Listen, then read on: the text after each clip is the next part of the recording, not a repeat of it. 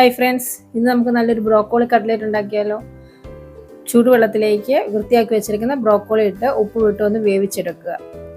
മറ്റൊരു പാൻ വെച്ച് അതിലേക്ക് എണ്ണ ഒഴിച്ച് 2 സബോള ചെറുതായിട്ട് അരിഞ്ഞതും പച്ചമുളകും ഇഞ്ചിയും വെളുത്തുള്ളിയും ചെറുതായിട്ട് അരിഞ്ഞതും ചേർത്ത് നന്നായിട്ടൊന്ന് വഴറ്റിയെടുക്കുക.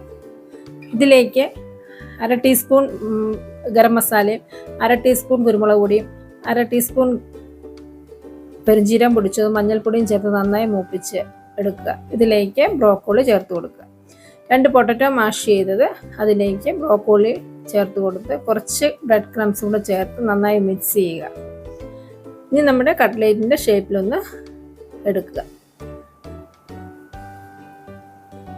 ഞാനിവിടെ മൈദാമാവാണ് എടുത്തേക്കുന്നത്. മൈദാമാവ് നന്നായിട്ട് മിക്സ് ചെയ്ത് അതിലേക്ക് കോട്ട് ചെയ്ത് ബ്രെഡ് ക്രംസിൽ മുക്കി കട്ട്ലേറ്റ് നമുക്ക് വറുത്തെടുക്കാം. അങ്ങനെ നമ്മുടെ ബ്രോക്കോളി കട്ട്ലേറ്റ് ഇവിടെ റെഡിയായി. Thank you.